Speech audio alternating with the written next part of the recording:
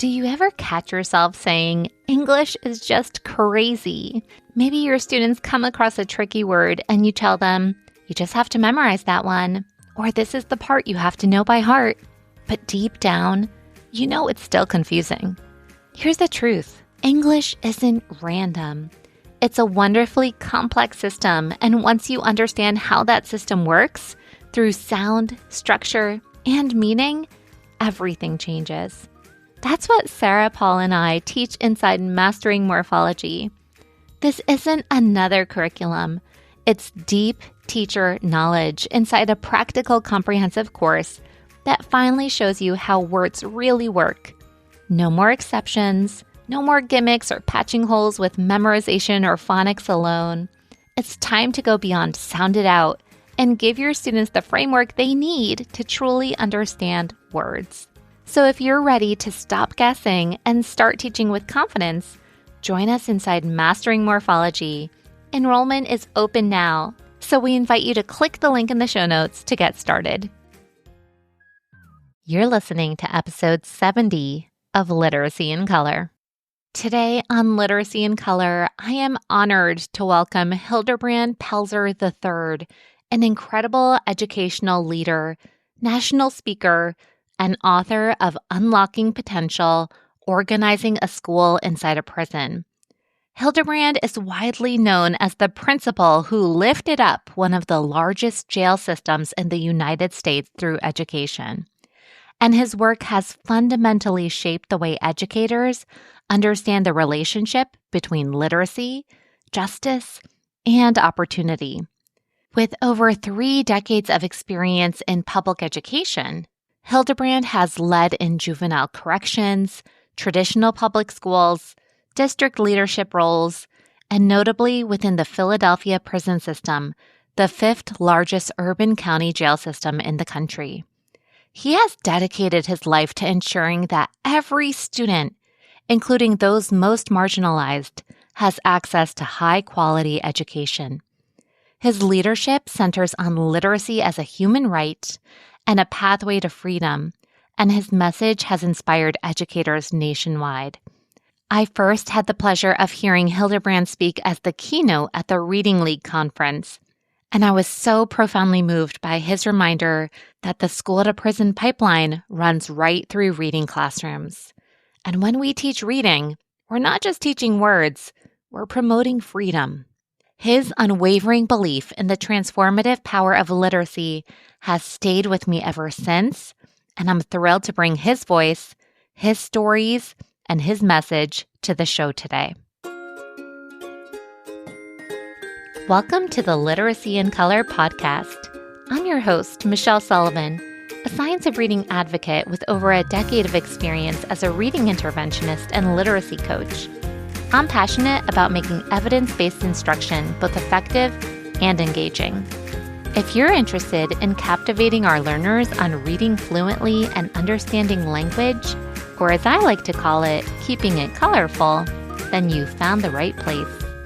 Each week, we'll explore intriguing lit bits and practical strategies around the science of reading and structured literacy to help you be colorful and teach colorfully. Are you ready to bring literacy to life? Let's color outside the lines and make an impact together. Hello, everyone. Welcome back to another episode of Literacy in Color. Today, I am deeply honored to welcome Hilderbrand Pelzer III to the show. And I also want to say, if that's not a strong name, then I don't know what is. That is a legacy name. And I had the pleasure of hearing him speak as the keynote of the Reading League conference this past October. I was sitting in the front row with my good friends, Yvette Mans and Jessica Farmer, and we had exchanged so many looks and wows and just goosebumps during his entire address. And I was so profoundly inspired that I knew I would love to meet him and have him on the show to elevate his message to even more audiences, because his work and his leadership and his unwavering belief that transformative power in reading can really make a profound impact on a person's life has really stayed with me ever since. And I am thrilled to bring his voice and his wisdom to the show today. And we are going to be exploring why literacy is a social justice issue and how educators can be part of the solution. So, first of all, welcome to the show. I am so happy to have you here today. Thank you for having me, and I'm excited, and I've been looking forward to this moment. Oh, I'm so happy to hear that. So, you are known as the principal who lifted up one of the largest jail systems in the United States through education. So, how did that journey begin for you? Absolutely. So my career, I've been in this career now for 36 years, and I started out in juvenile corrections, also worked in traditional public school settings, teacher, school leader, district leader, all of those things. But one of my schools, when I was a principal for 20 years. And I started out in high schools, but I ended as a principal in elementary school. But one of my schools was the Philadelphia prison system. And the Philadelphia prison system is, at the time, the fifth largest urban county jail system in the United States of America. It had over 9,100 inmates. And it was inside of that setting that I was faced with a challenge of improving education for the juveniles who were being charged as adults there. So the system is an adult system, but the juveniles who were being tried as adults weren't receiving, according to some lawsuits, a quality education. And so we worked really hard, my team, the prison system staff, and other partners, to really turn around the school and bring education to life, not only in the school setting, but also to students who were on restricted housing units, administrative segregation, may have been in the health wings, protective custody, wherever they were inside the system. We made certain that they received education one way or the other, whether they could come to the school setting or we had to deliver it to them in their setting. And so that tagline about lifting up the system, that is where that came from, because we got a lot of recognition for it. In fact, the Council of the Great City Schools, which is an organization of urban school districts across the country, recognized that work. And so I was very excited about that. That's incredible. What a testimony to making such an impact in a challenging environment. And you think about the profound impact that you made. And when was it that you knew that literacy was a huge piece of that puzzle? Yeah, I knew literacy was a huge piece of the puzzle when I first started in education at the Ben Selm Youth Development Center. And I talked about this at the Reading League, and I talked about it in my TED Talk, and it's just a part of my why. I wasn't going to be an educator, but when I started working with juveniles at the Ben Selm Youth Development Center, I realized that they couldn't read or write. And other things, tell me their birthday, spell their first name, count to 10. Right? Things that we think about when you're in kindergarten, first, second grade, third grade. And so that was odd to me. I was young. I was like, what am I seeing here? And I used to spend time with the other teachers and ask them, what are they seeing? Because I came from a family of educators, so I knew there's something's wrong here. And I used to stay inside for lunch with the principal. So that's when I really first realized that this literacy thing, I called it then, this literacy thing, which is very profound and important now, was like, I needed to learn more about that. And that's how I got into education. It was from that point that I decided to become a principal. And so ever since then, looking at classrooms, looking at curriculum, looking at how we coach teachers, because I could see the students in the classroom who reminded me of the students in the juvenile prison. And so that's when I first felt literacy. But I also saw it through my high school principal leadership. I just joined the choir of people who blamed elementary schools. That's what I did, the elementary school's fault. And now we just have to deal with it, right? But I saw it when No Child Left Behind came and we started looking at data more closely. And I realized, hey, on state tests, students can't read in high school, but I didn't really know what to do. And I'm a principal. So part of this challenge and being vulnerable about this was that I didn't know what to do to help myself, to help teachers, to ultimately help students. And so that's when I really started fine-tuning my desire to learn more about literacy. And I'm clearly, Michelle, I'm no expert. You could put out any reading research and any theories I can't compete with those folks, but I just know what I saw, heard and knew something had to be done about it.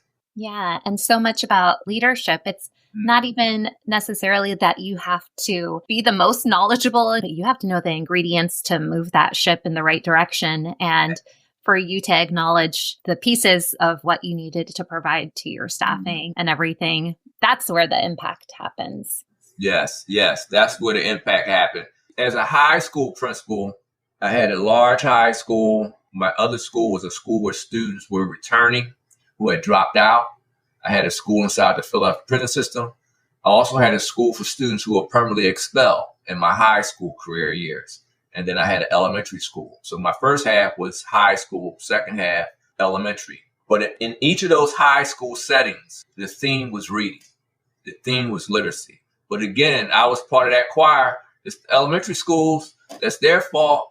And then when I became an elementary school principal, holy moly, I realized I didn't have anybody else to blame, right? It's like you're the leader. Your teachers are working really hard. We're not getting the results though. So what are you going to do about it? And so that being an elementary principal just really elevated my desire to learn more for myself, for my teachers. And that's where I probably learned the most and got more vocal around literacy. Yeah. And it's like your eyes were open that the system was broken and we need to fix the system from that foundation because we want to avoid the consequences of everything that can come.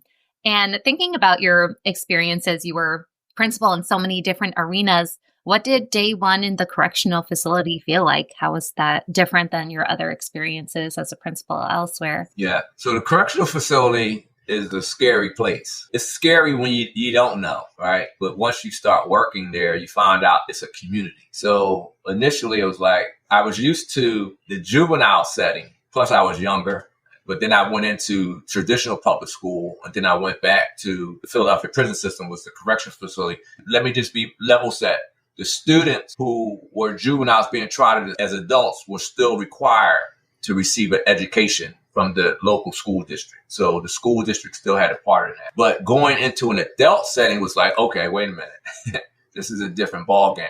So it can be scary at first, but I learned that there were really, really good professionals there, doctors, teachers, psychologists, correctional officers. I learned that it was a community, volunteers, faith-based, you name it, they're there. And then you have the inmates, and it's a community. Folks are going to school, going to work, going to visits, going to court, but things do happen in the correctional setting. So you always had to have your head on a swivel. And in the Philadelphia prison system, it was 6 major correctional facilities on one property. So this is huge. This is massive. And I went into each of the jails each and every day. And so to your question, it could be scary, but eventually I learned that it was a community, and I learned that the principal is an important person in the prisons, in the jail system. And so inmates got to know me as the principal. Again, the principal who lifted up, right? They would say, Mr. Principal, Mr. Principal. They would never say my name. And once I got to understand their needs and how the school could design itself inside that system for them, then everything worked out. And I think one of the things that really moved me with your keynote was telling the stories and putting a name to some of your experiences, because we can see these statistics and think, 95% or 72% or whatever percent of people. But then when you realize this is a body, a soul, a spirit, a person in front of you, and potentially was a person who was 5 years old once in front of you too, with so much innocence. And that was really moving. Yeah, I tell folks, I have a lot of stories. And I think when I look at my stories, they can fit different audiences, right? Because I would love to get in front of, say, counselors and talk about some of the trauma stories or other groups. But the reading group has seemed to, since my TED Talk, has been a group that's really allowed my voice to elevate. And so, again, I'm not an expert. So there are people that have the data, that have the research, but what they don't have is walking next to the student. What they don't have is going on to that cell block. What they don't have is to see the life inside the jail. the struggles. I could tell you about the story where the juvenile boys got into a major fight, and the warden of this particular jail, along with the prison commissioner, wanted to lock them down.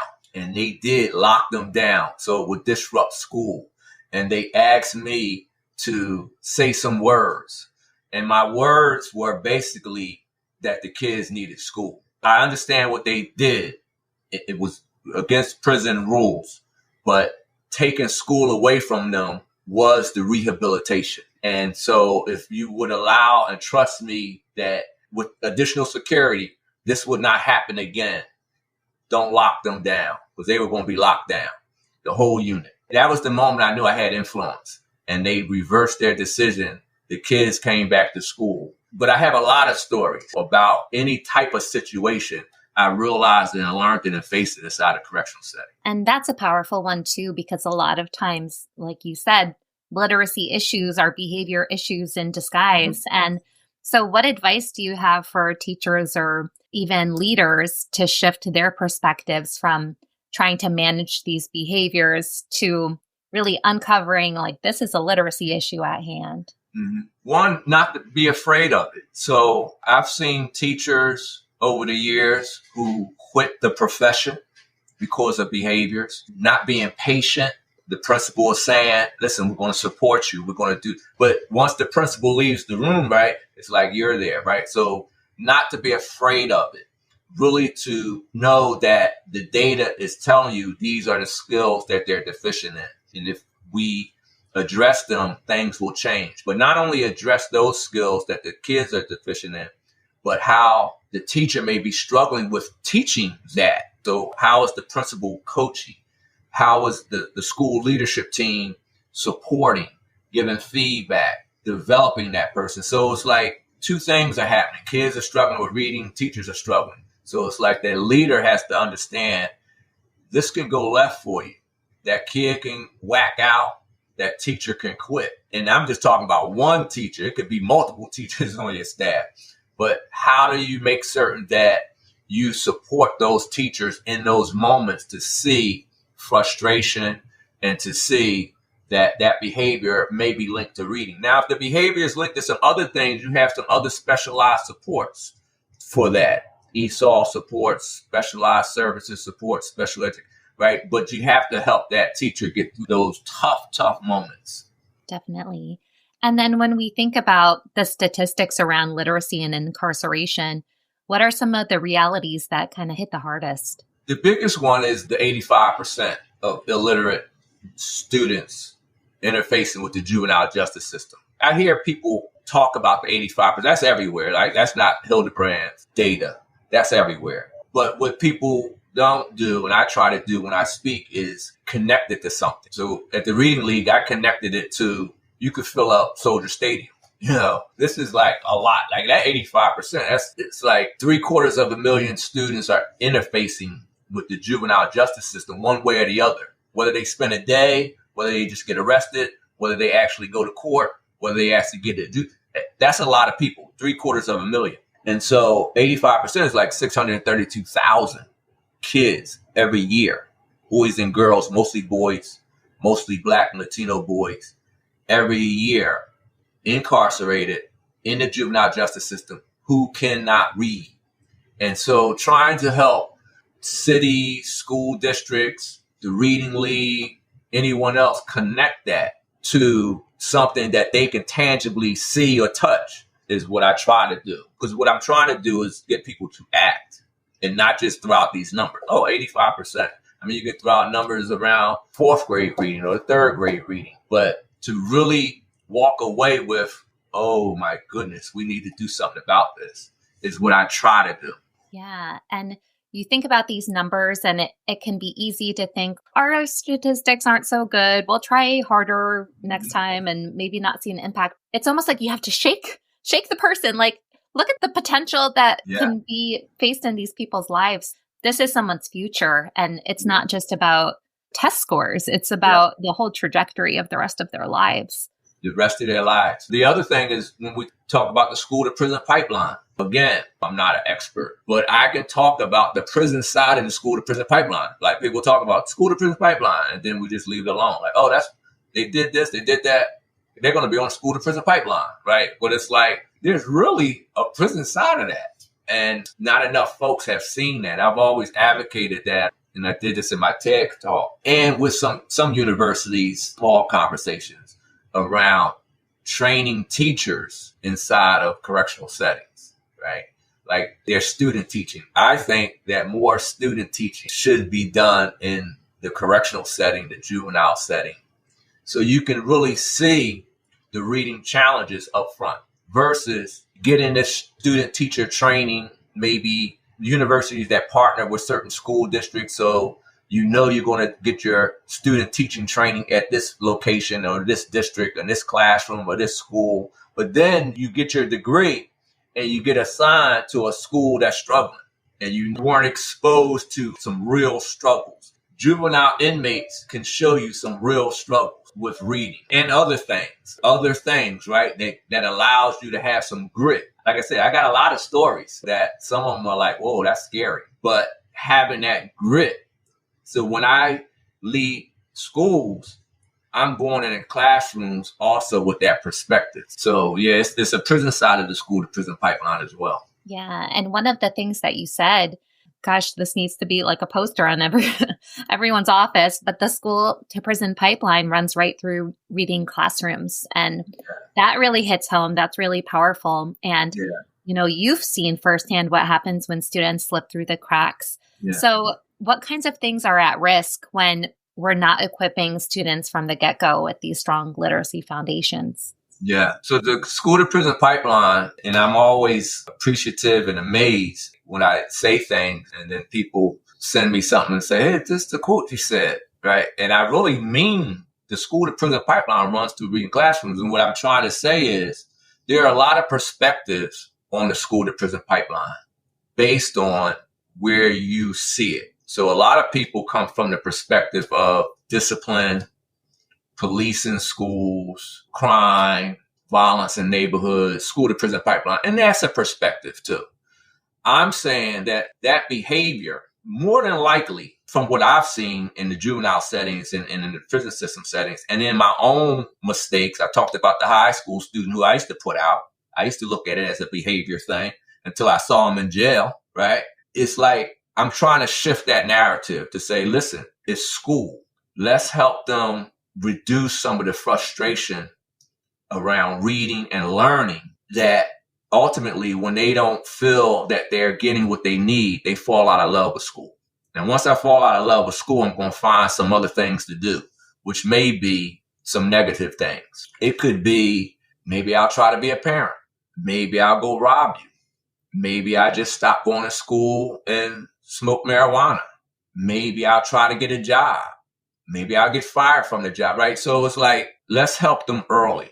As a high school principal, and as a high school assistant superintendent, I saw students in high school learning to read, not reading to learn, right? Again, that's that science of reading. But when you actually see it, they're learning to read, which means they're not really experiencing everything high school has to offer, post-secondary, travel, really diving into the arts and the app, because you're learning to read. And you're 17. So start this on the front end. So that tagline, the school to prison pipeline, runs right through reading classrooms, is my way of getting people to, you don't have to change your narrative or your perspective, but I do want you to hear mine. And I think we can save more kids and children if we focus on reading. Absolutely. Absolutely. And I remember seeing it once, I'm not going to get it right because I don't have it in front of me, but they would look at the statistics of fourth grade reading scores. And depending on the fourth grade reading scores, they would determine how many beds they would need in prison for X amount of years ahead of that, because they were looking at illiteracy. And I don't know why this information isn't more mainstream. We have the ability to remedy this before it's a problem, to make sure that kids are successful before they have to struggle and before they're 16 years old having to carry the shame of having to learn how to read or maybe not learning to read in the first place. But so much of it is preventative. Yeah, I've heard that too. And I always see it in two ways. One, it's out there, so let's do something about reading, right? If that's true, right? If that's true and it's out there, that's widespread, everybody's heard that, right? Then let's do something about reading. Now, having worked in a correctional setting, juvenile and adult, no one has ever asked me or been around me that says that's what we're trying to do, is know the number of beds we need based on literacy. So it's just out there. I've never said it's true or it's not true. Again, I just know what I know. So no one has ever asked me that. But I do know that children are coming to jail and going to prison. And the common thread is two things: a crime and reading. Being tried as an adult is like, those are some serious crimes. Not all, but many of the juveniles and adults that I've come in contact with, it was literacy that was the common thread. That I do know. Yeah. That's why I think your message is so important, to try to shift things in a different direction. Like you said, we can save more kids that way. Yeah. What have you learned about teacher mindset and expectations of working in these environments? Great question. I think the best mindset shift was being, again, as an elementary principal. In the correctional setting, particularly at the Philadelphia prison system, what I realized was curriculum implementation is very important. Assigning teachers to their strength in the correctional setting was very important. And having a comprehensive school plan of not only literacy, but math and art and other opportunities were very important. That's what I learned in the correctional setting, is that not only could they not read, but the experience of school is something they needed, because again, they fell out of love. They dropped out. They weren't in school. So yeah, I'm 15, 16. I should be in the 10th grade, 11th grade, but I dropped out in 7th, right? So you have a captive audience. No pun intended. You have this captive audience. In the prison setting, I just wanted to make a comprehensive school vision for them. But to your question, in the elementary setting, where I was my most vulnerable, because you can't blame anybody now. You're the principal of a K-5 school, and your reading data doesn't look good. And I don't want to say we were the best when we weren't the worst. We kind of ebbed and flowed, right? But I knew we had to do better. And so it was around my first 4 or 5 years, maybe around going into COVID, where we really, my teachers, I said, this is not working. Let's just look at the data. We all think we're doing our best, but it's not working. And I had to talk to each individual teacher, particularly my K-3 teachers, about the reading data, the school's data, but their classroom data, their student growth data, right? And let's have this hard conversation about what's working, what's not working. And there were some tears shed, that type of thing. But once I got all the teachers to really understand that I had a plan going forward and I would help them, and they bought in, the plan was to get them training in the science of reading. So we did letters training. Now, everybody didn't take the training. I purchased letters training for 2 years. It's a long time, right? And so I invested in that. But life happens. People may transfer from the school. They have their own things going on. But I was able to get a core group of teachers, K-3 teachers in particular, because I really needed my K-3 teachers like to stick with me. Some special ed teachers and some ESOL teachers. And when we went through that training, and the teacher leaders, and trust me, I've struggled too, right? So it was my school-based teacher leaders would be like, come on, Mr. Pelzer, come on, right? But we struggled together, but I could see their capacity build. It's one thing to get trained in your curriculum and know your script and know how to plan and what the target is and all that. But it's another thing to really know the language around the science of reading and really understand what vocabulary, like to really dive into it. And so when I saw that they understood, the capacity grew, I saw the students grow. But it was my tier 3 students, the ones who were always in trouble, the ones who were going to cause all kinds of pain and hell during the school day. Seeing them in the tier 3 setting with a teacher who understood tier 1, tier 2, and tier 3. So you're in the tier 3 setting, but you're going to get tier 1, and knew how to really unpack that was just probably the best example of student achievement, student confidence, student capacity. And then to see them not need the tier 3 and they could step back into tier 2 small group and really start following along and not causing any havoc in their regular reading time. So hopefully I answered your question. It was the elementary setting more so than the prison setting that really helped me understand the science of reading. Because again, the responsibility is on my shoulder. Folks are looking at me. It's your data. You're the principal.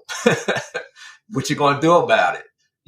And so that was one thing that I was able to do. That was something we did on our own.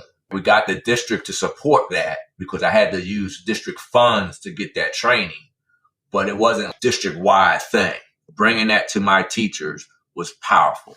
Yeah, and you're equipping them with the knowledge that they need, being able to implement effective literacy instruction for their students to make sure that you're interrupting that pipeline before it even starts. And I think too, especially when we're thinking about the elementary grades, it's like we can't just blame the product of a child's environment or a person's environment. And I taught in inner city in Jersey City, New Jersey for a season of my life, 99% poverty level. And I had high, medium, and low. I had, high performing students and I had students who struggled. But the thing is, like, we can't just say like, oh, they're from poverty, they're not going to be successful. Oh, they have a single parent, they're not going to be successful. Oh, the father is in jail, they're not going to be successful. We need to believe in them that they're going to be successful no matter what. And it doesn't matter where they come from. It doesn't matter what their background is. The teacher needs to believe that it's possible for them and to paint that path forward too. And that's a good point you raised, because having been in this space for several decades now, those examples aren't changing. Trauma in the home, single family homes, poverty, parent in jail, being raised by grandparents. Maybe the grandparents are disabled, not healthy. You have to take care of them. You have younger siblings. All of those things were around with my parents' generation, right? That's not changing. What changes is what you do when they come in your classroom or when they come into your school. And that's what I mean by taking ownership around, you're the principal. Hey, you're the principal. And I would tell the teachers, you're the teacher, right? So for the 5-6 hours of the school day, let's do these things well. And let's do our best to help parents know how they can help, right? Because we need that. How can we be partners with them? How can we build up their skill sets? What does parent workshops look like for them? Can we show them this new math curriculum or the new literacy curriculum so they understand what's going on? One of the things I did, I had a school advisory group. They were made up of parents. And there was one parent who really was like a thought partner. And we created, every time they would have meetings once a month. But after the meeting, we allowed maybe 30 minutes for the parents, if they wanted to visit classrooms so that they could see. And we gave them a look for document of what to look for, what you should be looking for. And if they weren't seeing it, they can come back and let me know. But I also wanted them to also see the learning happening in schools, in their child's school, because sometimes the child will tell you something that happened in school in the lunchroom or in the schoolyard. And the parent thinks that's what happened. That's what the school is. Oh, it was a fight in the schoolyard. And so but that also helping parents see teaching and learning up close is powerful as well. Definitely. And I love the concrete steps that you gave for leaders. Equip your teachers, give them the trainings they need, make those paths possible, make sure they have the resources they need. Yes. Try to bridge any homeschool connections if you can, and look at your data. Those things are also powerful. Mm-hmm. And do you want to share maybe one success story of a student from one of your environments where all of the work that you went in and tried to transform your schools? I know you have a lot of stories. Yeah, I'm going to stay with Keenan because I stay in touch with Keenan. I talked about Keenan at the Reading League. and it's a lot of other students. But Keenan, who I met when he was 15 inside the prison system, who did 15 years. And he was I tell him this now, Keenan's 6'3", 300 pounds, but I still tell him this. He was really challenging, to say the least. He was disrespectful. He led the other students. So anything I tried to do, he could convince them not to believe that this was going to happen. And so he was always challenging me. And for some reason, he was always at school in the prison system. I bought these chairs, and stay with me for a minute. I bought these chairs. I was trying to beautify the school too. So I tried to buy different furniture in school, like all these kind of things. It was a prison. I wanted them to have that school experience. And I bought these chairs like I'm sitting in that rolls around. And he had never experienced those type of chairs. So he used to roll around the school in his chairs, right? Just being a nuisance. But I never, ever thought he was listening to me and hearing me and believing in me. And it wasn't until he came out of prison after 15 years with his life together that he connected with me to tell me specifically. I had forgot about Keenan when he went away for 15 years. I knew about him, but I forgot about it. I never would think after 15 years he would reach me. And he remembered all that I tried to do for all the boys.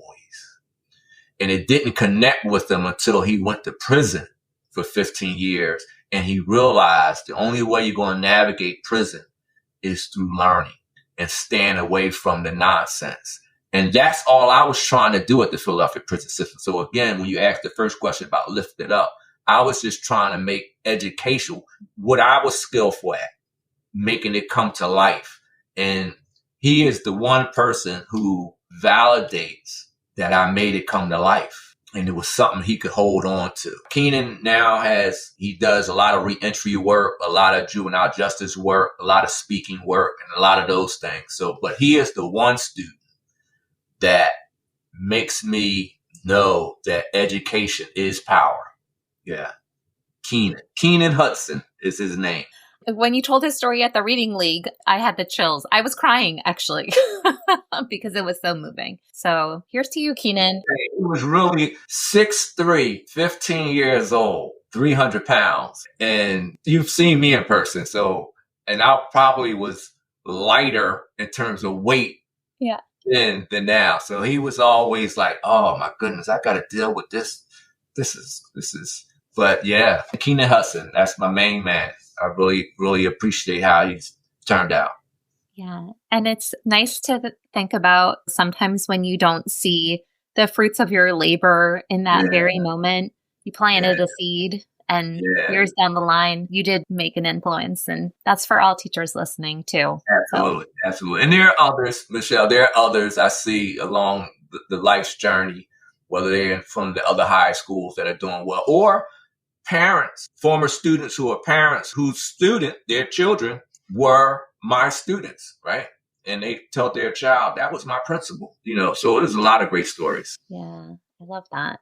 And so you've authored a book, Unlocking Potential, Organizing a School Inside of a Prison. Can you share the inspiration behind that and what's the big message you hope to send around that special book? Yeah. So again, the book, Unlocking Potential, Organizing a School Inside a Prison.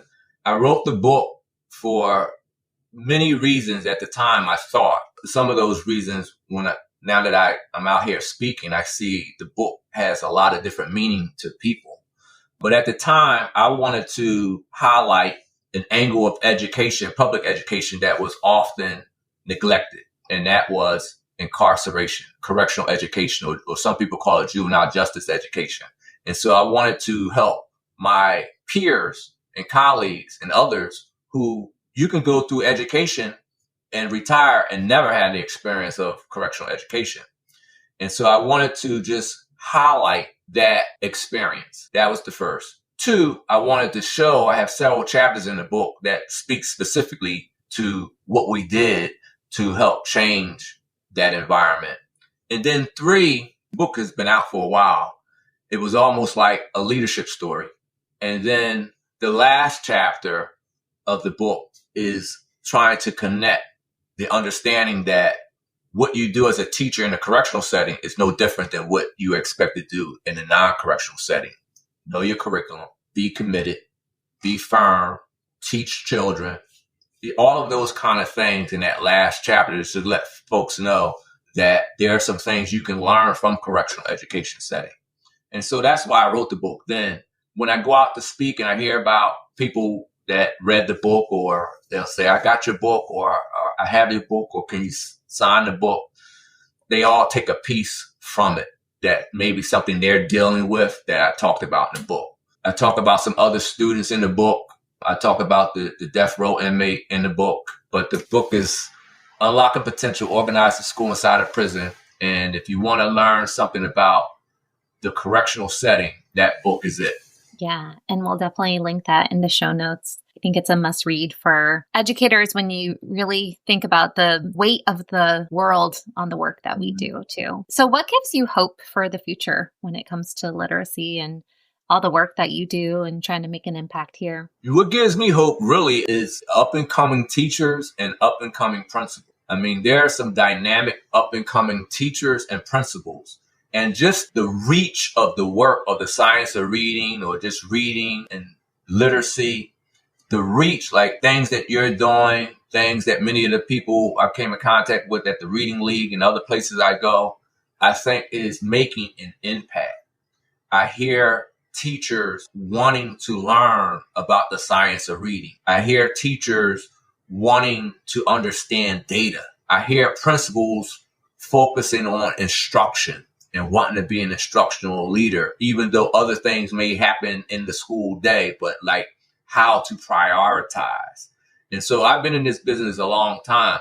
And so you think about, a colleague of mine always talks about legacy. What's the legacy that we're leaving? I don't know what that is yet. But what I do know is I see some up and coming teachers, elementary teacher leaders, people who talk about coaching teachers, people who talk about top-notch curriculum, school districts investing in curriculum, different states passing laws that require you to know the science of reading and putting those structures in place. I just see positive outcomes. That's what I see. And anything that I can add in my message to say, hey, keep going. You don't have to blame the elementary schools like I did. Right?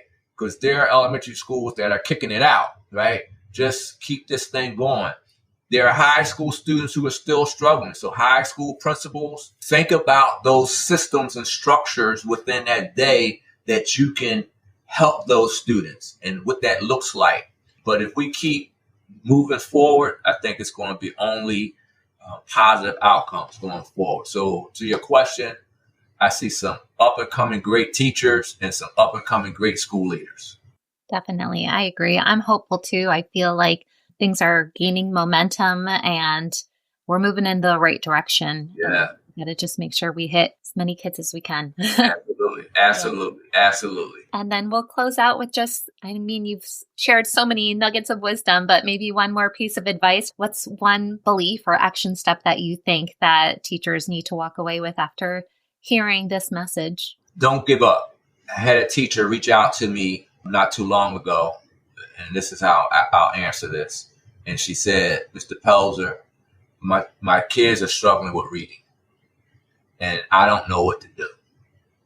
I felt a vulnerable moment.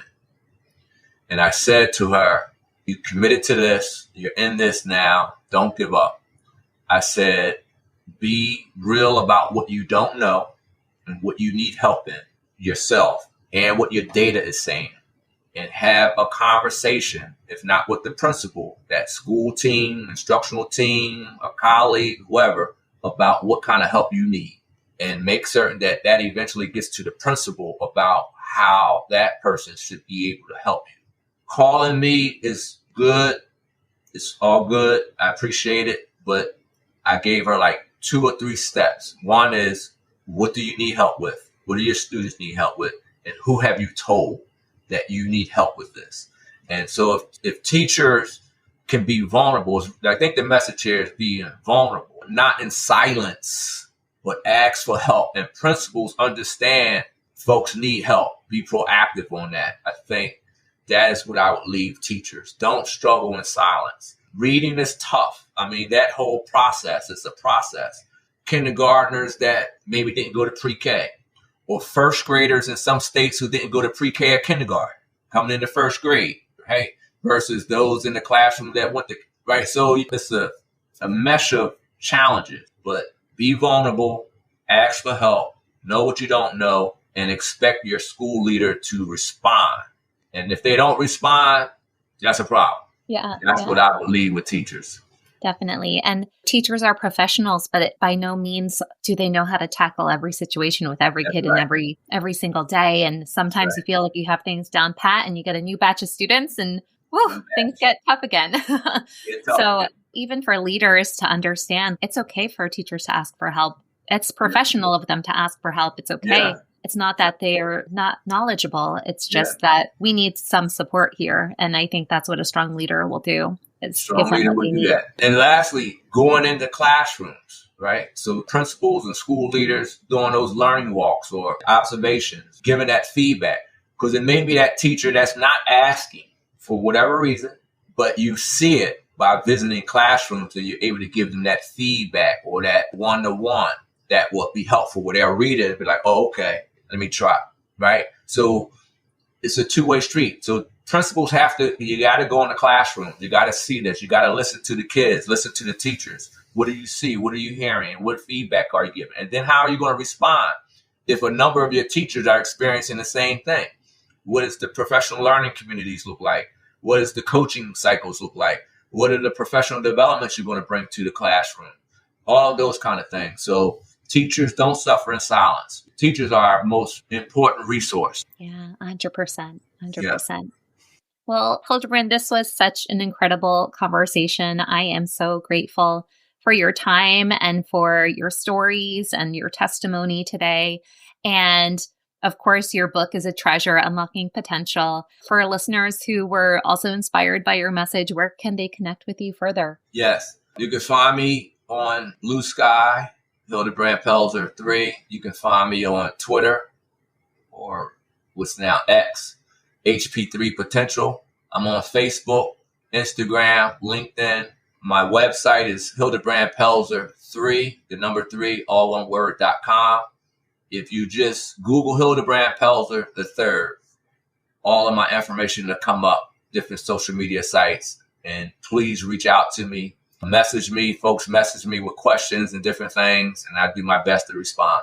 Well, thank you so much. We'll link that all in the show notes. And again, this was truly a treasure of a conversation. So thanks again for coming on the show. Thank you so much for having me and inviting me. It was a pleasure meeting you at the Reading League. And now that we're connected, let's stay connected. And anything that I can do going forward, please let me know. Oh, I appreciate that so much. Awesome. Thank you so much for tuning into Literacy in Color. I hope today's episode left you feeling both inspired and equipped with something new to add to your teaching toolkit. If you're enjoying this podcast, it would truly mean so much to me if you'd leave a 5-star review. It helps other educators find the show and join our colorful community. And don't forget to hit the follow or subscribe button so you never miss an episode. For more tips, tools, and resources, be sure to check out the links in the show notes at michelleandthecolorfulclassroom.com. Thanks again for listening, and I'll catch you next week. Until then, be colorful and teach colorfully.